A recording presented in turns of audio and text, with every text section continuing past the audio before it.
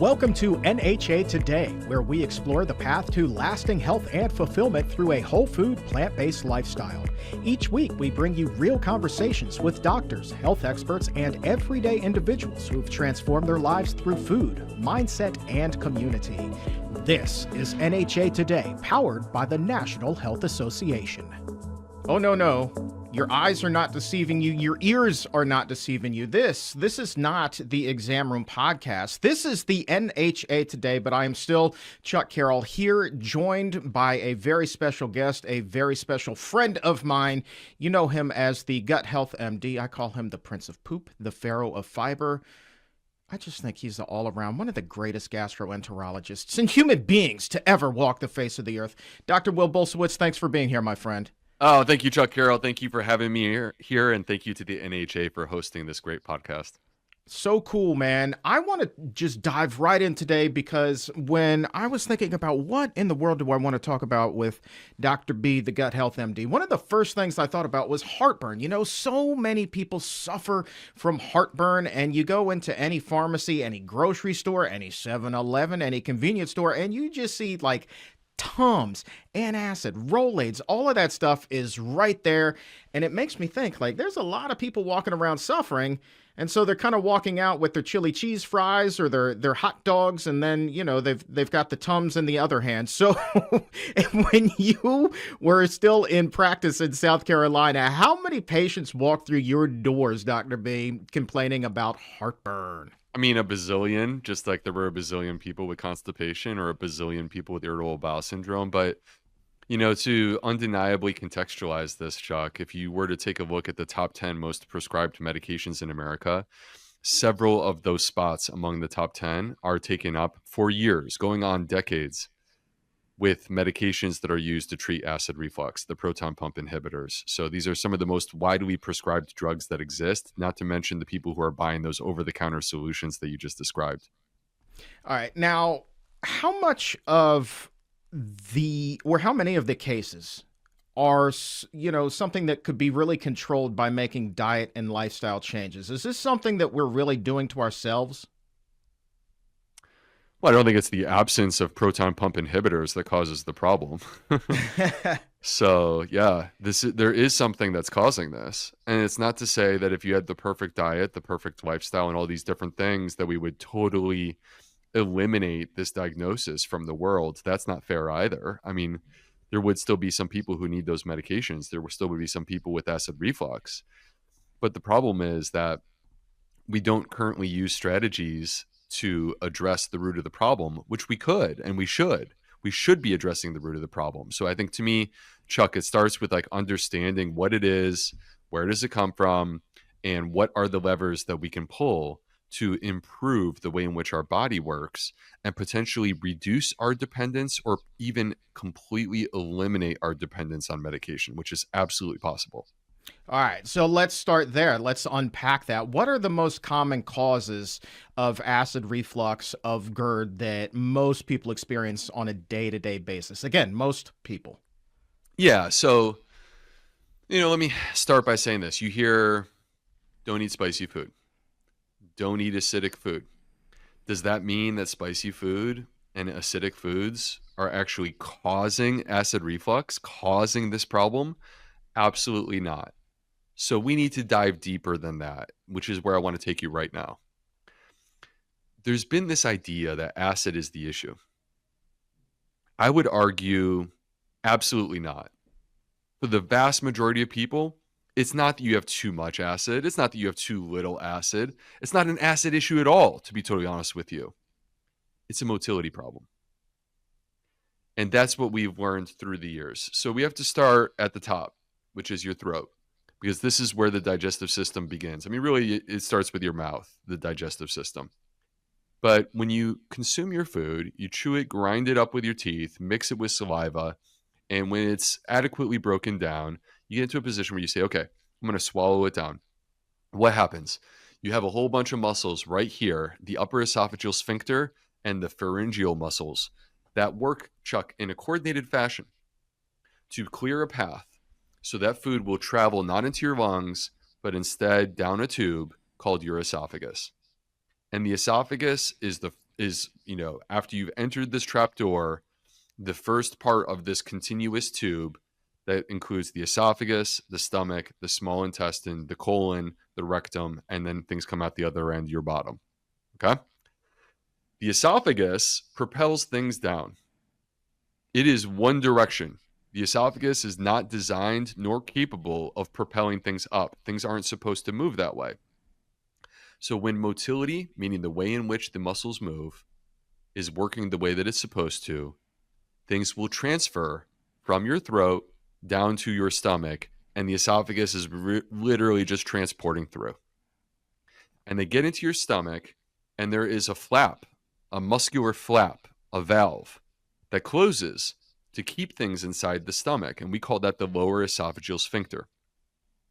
Lower esophageal sphincter, bottom of the esophagus, top of the stomach. And that flap closes, and now whatever it is that has entered your stomach, that's where it's going to stay.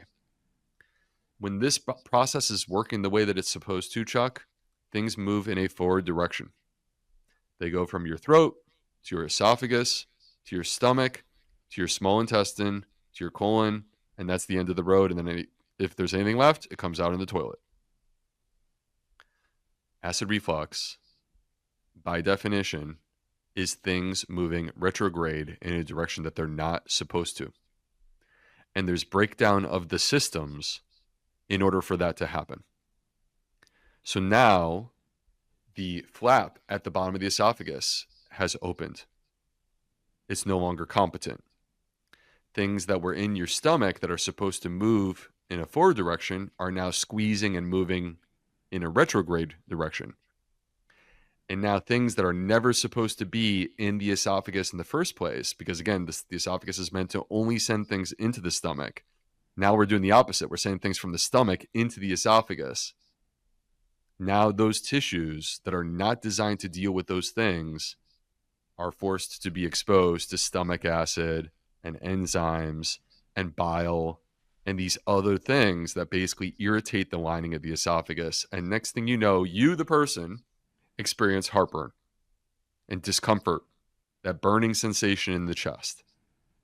And that is the result of things that were never supposed to be going in that direction are now going that direction. But the key from my perspective, Chuck, the foundation that I want to build upon throughout the course of this episode, as we discuss options for treatment, as we discuss solutions to this problem, the foundation that we build upon, Chuck, is that this is a motility issue where things are moving in the opposite direction from what they're supposed to. And if we could restore forward flow, forward motility, efficiency, and competence to this process, you would not have the issue.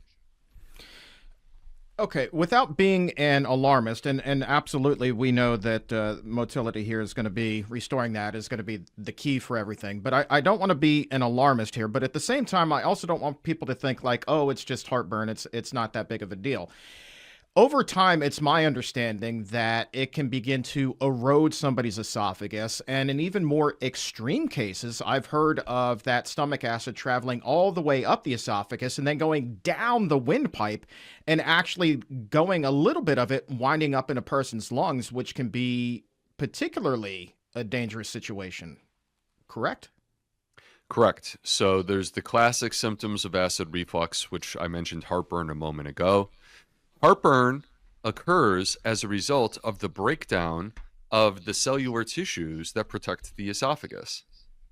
So, and we can dive deeper on that in a moment, but I want to play off of what you just said. If that acid goes beyond the bottom of the esophagus and goes to the upper esophagus, it can give you a sour taste in the back of your throat. It could potentially go down into your lungs, which is not supposed to be there, and cause aspiration. It could cause reactive airway disease, which is asthma. It could cause you to feel like there's a lump in the back of your throat. We call that globus sensation. So, and these can all be the consequences of acid reflux. Sometimes people go to their dentist. The dentist says, you have horrible dentition in the back. And I think it's because acid has been in contact with your teeth in the back. That's the consequence of acid reflux. So there's many different potential consequences. And if we start at the bottom of the esophagus, Chuck, where I mentioned heartburn, and there's breakdown of the lining of the esophagus. Is it okay if I double click and go a little deeper on that? Oh, 100%, man. Let's go. Okay, cool. So first and foremost, before there's any visible damage, there will be microscopic damage. So the cells that line the esophagus are held together by proteins, tight junctions. And if you damage those proteins, they break apart. And you create, if you're looking at the video right now, you can see I just opened up my hands. I had two fists pounded together and I just pulled them apart. I just created, imagine, a channel between two cells. And what passes through that channel includes protons, which is acid.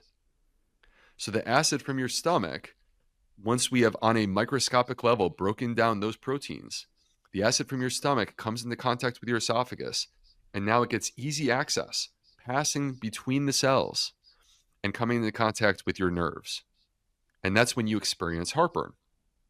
All right. And that would be the beginning of this problem. Now, an upper endoscopy in the beginning will look totally normal. You can't see acid damage yet. But if we had the ability to look on a microscopic level, that's what we would see. We would see the breakdown of those proteins and allowing that stomach acid to now get access to your nerve, to the nerves that have sensitivity in that area. As this progresses and you continue to splash acid in this place where acid is not supposed to be, you will eventually erode the surface cells and you will get an early ulcer. All right. And that ulcer can continue to grow and get bigger and bigger and bigger. Ulceration is damage that has occurred to the surface cells requiring repair. And we call that esophagitis. So in the gastroenterology world, we would call that erosive esophagitis. You've now progressed. This is even more severe than it was before. Before, it was only a microscopic issue. Now it's a macroscopic issue. I can actually see the ulceration that's occurred as the result of the chronic damage. And Chuck, if you were to take that ulcer and allow it to continue to exist, we have an active, inflamed area on these cells. Inflammation leads to the development of cancer. Eventually, what your body would do is create new cells to try to protect that area. And we have a term for that called Barrett's esophagus. And Chuck, I think you know this about me, but many of the listeners may not realize this. I used to study Barrett's esophagus. When I was at the University of North Carolina at the School of Public Health, this was my area of research, esophageal cancer. Why? Because esophageal cancer has increased dramatically, 700 to 800% increase since the 1970s in esophageal cancer. And there's this precursor that exists called Barrett's esophagus that you can see during an endoscopy. And it's an opportunity to potentially prevent the cancer before it occurs. But you actually wouldn't know. There's no way to know from a symptoms perspective that you have this Barrett's esophagus. You can't feel it. In fact, if anything, you feel less. Why? Because the change that just occurred with this Barrett's esophagus to cover up this area that's been injured, it actually reduces the amount of acid that gets contacted to your nerves. So believe it or not, Chuck, these people, they actually have less heartburn. So then they think their problem went away, but now the problem is still there. It's just a precursor to cancer, and eventually it can turn into esophageal cancer. This is, by the way, particularly common among white men with acid reflux. So if you're a white guy like me, like you, Chuck, who has chronic acid reflux, we need to be more conscious of this. That is a huge number since the 70s. So over the last half century or so, you're talking about a 700 to 800% increase in the number of esophageal cancer cases. What is the prevailing theory as to why that's occurring? Well, let's get back to this foundation. Like, you don't have the Barrett's esophagus and you don't have the development of esophageal cancer without actually first having the injury that occurs to the esophageal tissues, which is the result of the reflux of stomach contents that include acid and bile and enzymes onto those tissues. So this is the reason why, like on a very basic level, like, why is that happening? Well, we have more acid reflux. It's proof of the rise of severe acid reflux in America. Why do we have severe acid reflux in America? Why do we have a motility disturbance in America that's so pervasive? That's the $1 million question. And I'm happy to dig into those answers as we move through. Oh yeah, I mean, I would love to get your theories there. Just out of curiosity, you've launched something new called the Gut Health Collective, where it's a community of people who are really trying to take charge of their gut health. Since the launch, how many people in there have also talked about suffering from these same types of symptoms you and I are discussing? Well, so the beauty of the Gut Health Collective, Chuck, is that I wanted to create a space for people that have gut health issues where you could be in this space and it's a safe place where you're like amongst friends who understand the way that you feel and we can lift each other up together. And of course, I'm personally there myself. I'm answering questions literally every single day. I did today, I did yesterday, and every single day in the last week. I've been in there basically interacting with people, answering questions and providing education. But the point from my perspective is that the Gut Health Collective was built to be this space where for people that want to improve their gut health, this is where you go. And we have tons of people who have, for example, acid reflux. There's a place where you post where it's called Gut Chat. You go to the Gut Chat and like Chuck, if you wanted to talk about this, you go in the Gut Chat, you put a post down, you say, hey, here's what I want to discuss. Does anyone have any thoughts? And you come back tomorrow and you're going to have probably 12 comments from people who are basically trying to provide you with support and share with you the things that have worked for them, because there's tons of those people in this community. So it's basically a network of people who are looking to improve their gut health.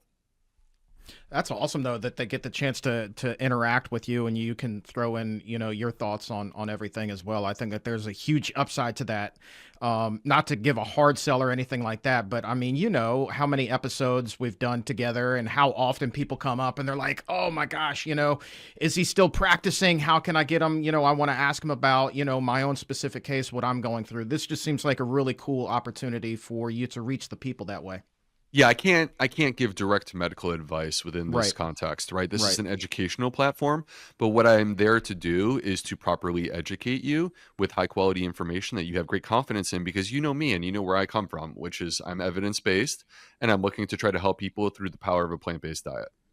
And Yeah. Yeah. so and we have, as a quick example, Chuck, we have live events. So like later today, I have a live Q&A where basically I'm going to like open up a window just like you and I have right now. And there's a chat room and people can drop their questions in there and I answer your questions. And so we're doing stuff like that. Now I am going to open a clinic in the future, Chuck. That's not like some big wild announcement right now. This is something I've been meaning to do. So I am going to be opening a clinic in the future, but people need to also know that there's complexity to all that, because I'm a South Carolina licensed medical doctor and you can't just open up a clinic and have anyone that wants to come see you come do that. It's just not possible. So, but the beauty of the collective is it's very inexpensive and it's a place where you can go and basically get with other people and create solutions together, including me trying to contribute to those solutions. All right, well, let's see if we can contribute to some solutions here on the NHA Today as well. So much of what the NHA talks about are diet and lifestyle changes. So I'm curious, like in terms of everything that you've written about in your books, Fiber Fueled, and of course Plant Powered Plus, which is coming out as well. What are the strategies, the dietary strategies that have been proven to really help out with a lot of these GERD and acid reflux symptoms? Okay. So I'm gonna get you to the evidence that exists from a diet and lifestyle perspective. In fact, I gave a very prestigious keynote lecture on this topic at an ENT conference. I think it was 2 years ago. So I got invited and flown up to Boston to give this talk.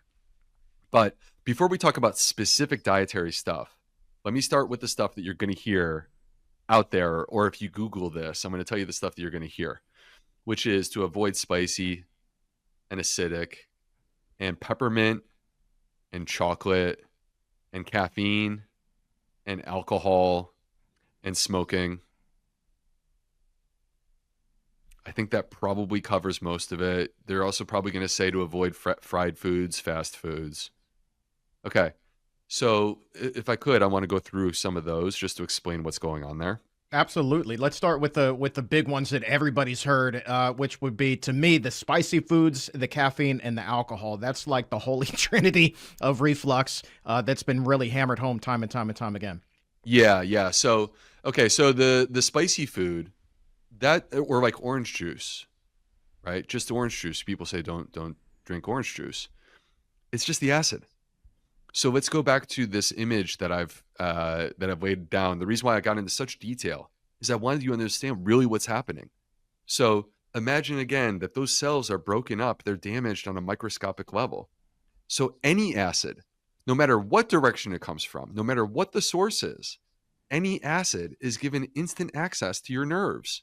It's not necessarily that the acid is causing reflux.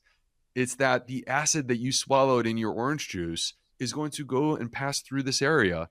And because it's so quick and easy for it to get access to your nerves and cause heartburn, it will. And you will feel it. So we tell people avoid acid, avoid spicy foods, avoid citrus and orange juice.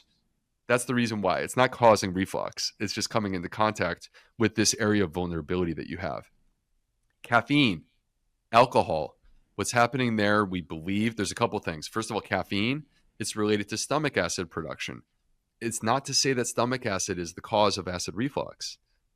It is to say, though, that when reflux occurs, stomach acid is part of what splashes up there. And once again, once you have reflux on a microscopic level, any acid that comes into contact with this area will cause heartburn. So the idea of proton pump inhibitors doesn't actually stop most reflux from occurring. What's happening is you've reduced the causticity of the reflux. It's not as caustic as it used to be because you cut the stomach acid. So, and that's the idea with caffeine.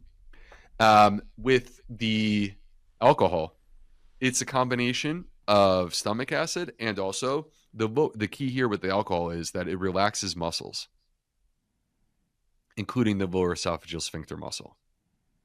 And because it relaxes that lower esophageal sphincter muscle, and also specifically, a lot of people, when they drink, it's not early in the day. They're drinking in the evening when it's dark out, and then they go to bed. You've just disrupted your sleep. That's number one. But number two, you're now laying flat, and your lower esophageal sphincter got disrupted by the alcohol too. You just set yourself up for reflux. When you're laying flat in a bed with a disrupted lower esophageal sphincter, you're set up for the problem. Yep, you're absolutely right. Most people do have that nightcap, and like alcohol, I think in a lot of cases gives people a false sense of security because it kind of lulls them to sleep initially, but as you said, it really disrupts your circadian rhythm, or your ability to just get that quality night's sleep, man. It really is, man. It's a double-edged sword for a lot of people, I think. Yeah, it is, because what you really want is you want the deep REM sleep. It's the deep REM sleep that is high quality sleep. So, imagine that you just you went out, you had a college reunion, you went a little too hard because you were pretending that you're still in college. You're not. I'm not. Yeah. I'm not calling you out, Chuck. I'm speaking to the NHA audience here. Oh, right? I thought you were talking about, well, because I do have a 25th reunion coming up next month. I was like, oh. Yeah, those reunions, we've been warned. They just keep coming. But anyway, yeah, high school reunion, college reunion, medical school reunion. We got lots of reunions. Yeah. All right. Yeah. I'm not in college anymore. And so the problem is you go a little too hard. What do you notice? The next day, you're insanely fatigued. You're hungover. By the way, a big part of that is microbiome. And the following night, you went out on Friday night. Let's pretend that Saturday night you don't drink and you tuck in for a nice, good night's rest. You're going to have really, really vivid dreams. What is that? Those vivid dreams that you have on night 2, the next night. That's REM rebounds. So REM sleep is where we have those vivid dreams. You suppressed your REM sleep with alcohol on Friday night. So now on Saturday night, your body compensates with excess REM sleep. And that doesn't get you to net neutral, though. That's the problem. You've already disrupted your sleep. Oh, boo. Yeah. Sorry, If buddy. only we could. No, well, look, man. In all honesty, it's okay. I mean, I know darn good and well I'm not in my 20s anymore, and I have no delusions of grandeur of trying to be a Frank the Tank out there or anything like that. So I don't really have to worry about that. I just thought that would be a nice little PSA, so to speak, for the good people. You mentioned PPIs. Before we get back to diets in particular, one Yep. of the things that really kind of struck me is that for a very long time we thought that just suppressing the stomach acid really didn't have any kind of long-term effects, but you come to find out, as we've been learning over the last few years, long-term use of PPIs may not necessarily be such a great idea. What do we know there? Yeah, the issue is that we have stomach acid for a reason. So our body is like, I would argue, quite perfectly designed with specific things and with purpose. And we as humans aren't always capable of understanding that complexity. There's tremendous complexity to it. And so we do simple things like, hey, acid is the problem, cut stomach acid. And then you expect that that's perfectly fine. And then people are on these medications because we don't address the root of the issue, Chuck. We don't give them lifestyle choices. We just cover it up with a Band-Aid, which is the proton pump inhibitor. And they're on it for 10, 15, 20, 30 years. These medications were created in the 90s. We have people who have been on them for 30 years now. And by cutting the stomach acid, it disrupts the microbiome. So that stomach acid is actually part of the balance that exists throughout the entire intestinal system, all the way down to the bottom. And when you remove that acid entirely, we can't pretend that there aren't consequences. It clearly affects the microbiome. It's been associated with small intestine bacterial overgrowth and other forms of dysbiosis. So I'm not a fan of chronic long-term use of those medications whenever we can possibly avoid them. Could it also be, and this is just a lay question here, is there also a risk because you're not producing the same amount of stomach acid that you're not breaking down the food as well as you would have? And so perhaps you can even run into, I don't want to call it malabsorption, but you're not absorbing all the nutrients that you would ordinarily because the food isn't being digested the way that it is ordinarily. Yeah, or you're making it more difficult to digest, and the result of more difficult digestion is that you put more pressure on your microbiome to be able to step up. Yeah. So, and it's a two-hit, right? Because you now didn't digest it fully in the stomach, so now you expect the microbiome to step up and do it for you, but you've just induced dysbiosis in the microbiome with that medication. And then people have digestive symptoms. So we've talked about some of the foods that may, not necessarily cause the reflux, but certainly can agitate, the nerves down there when everything's already kind of stimulated. But what are some of the more soothing foods that you would prescribe, so to speak, to people who are suffering? Well, we want to restore motility to the system. And the interesting part is that the microbes are a really relevant part of the story, Chuck. Because there's been quite fascinating evidence that, so number one, there's an esophageal microbiome. You hear me out there, I'm talking 38 trillion microbes in your colon, blah, blah, blah, blah, blah. Okay. We're on the opposite end of the intestines right now. This is just about as far as you can get away from the colon. There's microbes there. And actually the esophageal microbiome, they've shown there's a difference in the microbes that are there in health. There's a difference in terms of the microbes that are there in non-erosive reflux disease, where you can't see any ulcers. There's a difference in the microbes that are there for erosive reflux disease. And there's a difference in the microbes that are there when a person gets the precancerous Barrett's esophagus. There's a progression that occurs in disruption of the microbiome in the esophagus as we move from health towards non-erosive, towards erosive, towards precancerous. So the esophageal microbiome is part of the story. And so to answer your question, there's fiber, right? Because when we want to restore health to a microbial ecosystem, what do? We feed the good guys. And the fascinating thing is that they have several examples of prebiotics, Chuck,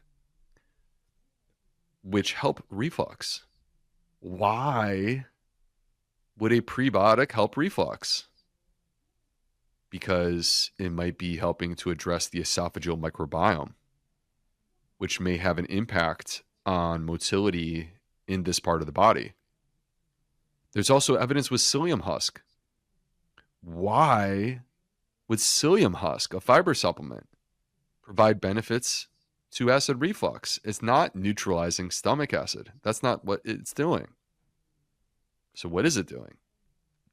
It's enhancing motility throughout the entire intestinal system, Chuck, from the top all the way down to the bottom. So yeah, you have better bowel movements and you address constipation because you're moving your bowels through down and below. But what you don't realize is you're also stimulating and enhancing motility in the esophagus, enhancing the strength of the lower esophageal sphincter, the flap, to keep it closed, and enhancing the stomach to propel things forward and into the small intestine.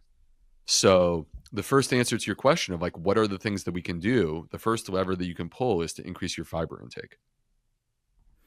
And thus, this is why you're the fiber guy. This is why you're the pharaoh of fiber, my friend. Specifically the high fiber foods, obviously coming from a plant-based diet. Have there been any like full-blown studies that look at the prevalence of reflux, of GERD, Barrett's esophagus based on a person's dietary pattern, such as, is a plant-based high fiber diet really going to be the one where you see the lowest prevalence versus something like the ketogenic diet, which is very low in fiber and very high in inflammatory properties? Is that the one, or have there been studies that actually look at those two things head to head? Well, what I can say to you, Chuck, is there's a study that was done by a progressive New York-based ear, nose, and throat doctor many years ago. And they assigned their patients to a plant-forward Mediterranean diet. So it wasn't a vegan diet, but it was like a diet that was built on a foundation of plants. And that's what they pushed, is like eat as many plants, different colors, different varieties as possible. And by following this plant-forward Mediterranean diet, they actually found that people had as much benefit to their acid reflux symptoms as they would have had from medication. So that was quite powerful. That is pretty good. I like that. We haven't yet touched on stress here. I know that a lot of people, we live high stress lives, and that's definitely one of the pillars of lifestyle medicine, is really getting that stress out of your life to the degree that you can. Can stress on its own cause reflux here, even if a person's eating a healthy diet? How much of a role does that play? 100% it plays a role. And the reason why has to do with the gut-brain axis. So the gut-brain axis is basically the communication system that exists where things that are happening in the gut can be communicated to the brain, and in doing that, actually influence what the brain, basically how the brain reacts and responds. And the flip side of that is that things from the brain can be communicated and disseminated down through the gut-brain axis to influence things within the gut. Now, within this particular setting, what we're talking about is activation of the sympathetic nervous system. So we have two parts to our what we call our autonomic nervous system. Sympathetic, which is basically get up and go. All right. And it's what we do, like moments of stress. It's actually designed to like make us focused, make us more capable of doing something in the moment. If I get attacked by a saber-toothed tiger, it's my sympathetic nervous system that increases my heart rate, shunts the blood to my muscles, and allows me to climb a tree real quick to protect myself. But the opposite of that is the parasympathetic nervous system, which is what you do after you just had a big meal. And if I were a cave person, laying down and relaxing and allowing my body to digest that food, right? And basically activating the rest and digest aspect of our body. And these are opposite and competing ideas. You can't be both at the same time. You're going to be one or the other. So you can think of it like the speedometer of a car, where like basically when the speedometer is high and it's going fast, that's the sympathetic nervous system. It's all gas. And when it starts to slow down, that's the parasympathetic nervous system. That's brake. And so stress activates the sympathetic nervous system. The modern world has put us on sympathetic overdrive. And that can be a lot of different things. It's not just like, hey, this stressful thing happened to me. It could be so simple as opening up Twitter and seeing things that tick you off, right? And trigger you. Or the commercial on Red Zone, Chuck, that ticks you off. Yeah. Oh, bro, You're trying to watch some football. Get me started. No. You're trying to watch some football. It's Sunday. It's the first football. It used to be commercial-free football, and after 15 years, you're paying $15 a month, and they're feeding you with commercials in addition to the $15 a month. That's not the way it used to be, Chuck, in the good old days. Careful, you're going to give yourself reflux, Will. You're going to give yourself reflux. I'm on sympathetic overdrive as we sit here. I have trouble controlling the volume of my voice. Okay. We all have our stress. I will say this. If that is the biggest problem that you are facing, my friend, I think you're winning at life. I'm not digesting anything right now. I'm yelling at you. Okay. All right. But if you want me to drop down and give you 30 push-ups, I can do it because I activated the muscles. Go climb that tree, man. Go climb that tree. Yeah, I got to watch out for those saber-tooth tigers here in my beautiful air-conditioned home of Charleston, South Carolina. All right. So, but the point though is that, okay, so let's like zoom in a little bit on sympathetic, because what I'm saying to you is that the world is on sympathetic overdrive. Like our culture doesn't allow us to slow down and like take a break. And so being on sympathetic overdrive, what happens is that your brain activates these signals and it releases a hormone called corticotropin releasing hormone. And this corticotropin releasing hormone has systemic effects throughout your entire body. But what it does in the gut is it disrupts gut motility. So what I'm saying to you, Chuck, is that sympathetic overdrive promotes acid reflux. All right. And let's wind up or end with this. Let's talk about the benefits of exercise here in treating some of these symptoms. I would imagine exercise actually helps with the motility a lot.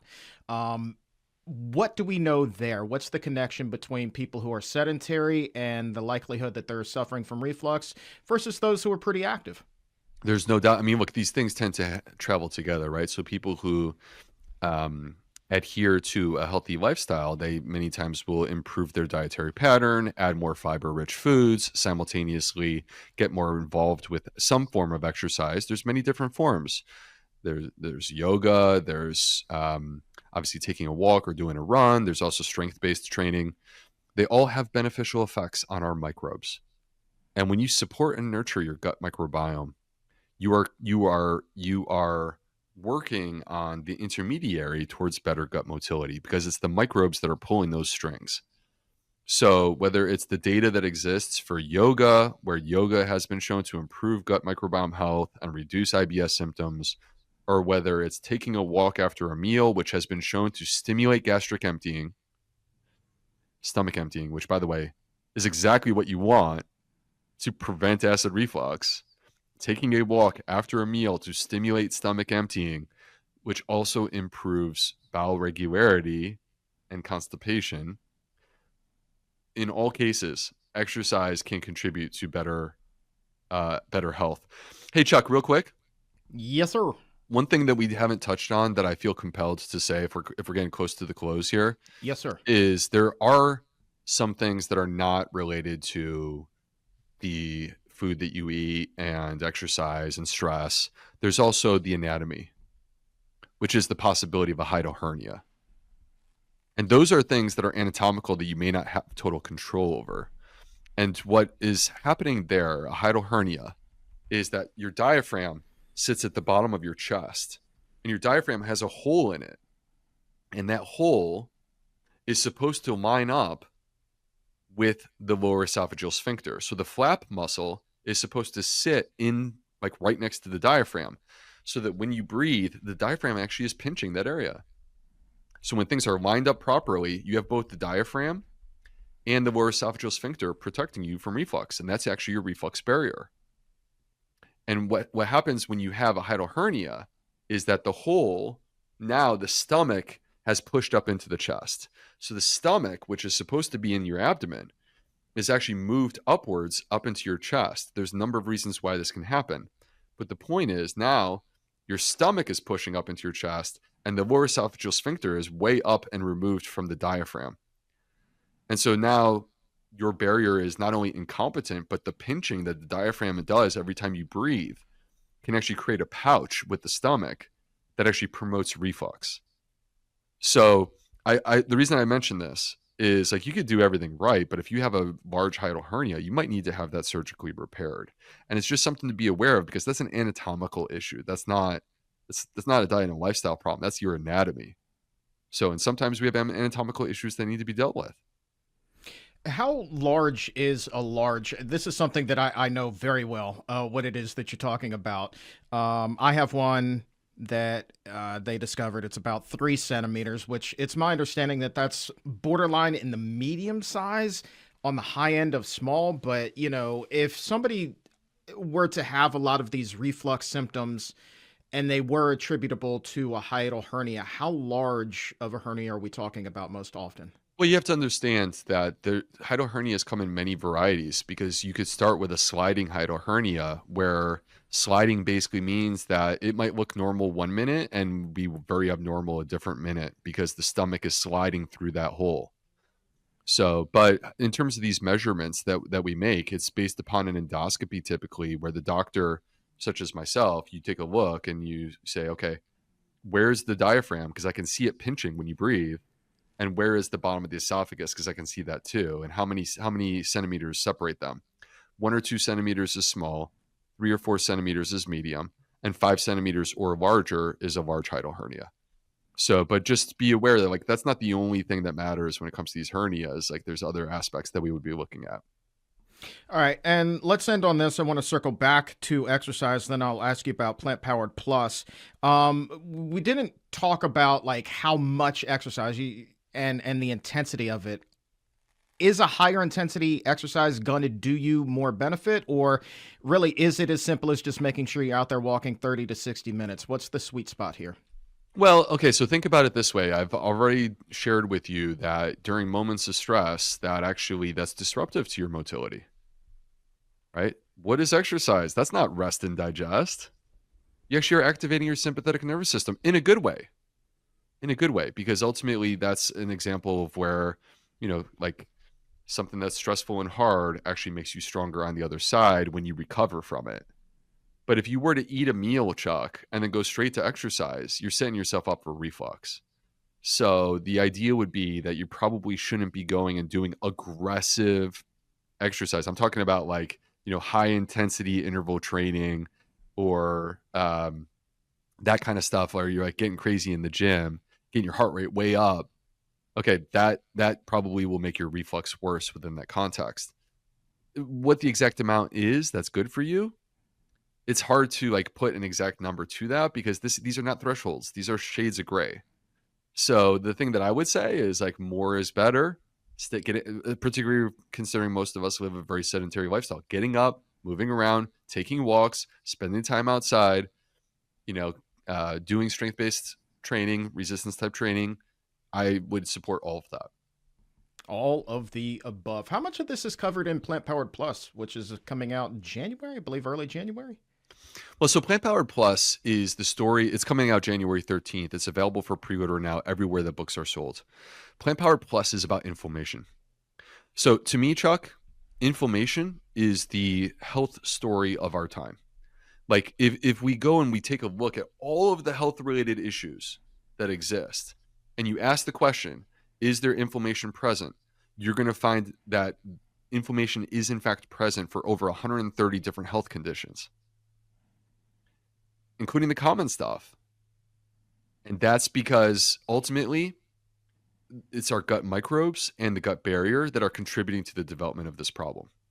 When we have a broken down gut microbiome, it leads to disruption of the gut barrier. When I say disruption of the gut barrier, I've already described this during the episode, which was the proteins holding the cells together. When we disrupt that, then we have problems as a result, and that can include inflammation. So Plant Powered Plus is the story of that. It gives you the dietary strategies. It tells you what are the 4 main nutrients that you need to focus on if you want to reduce inflammation in your body. I think that's very relevant to all of us, including people following a plant-based diet. You should know what are the main levers that you can pull. but I also want you to know what are the non-dietary strategies that are really important.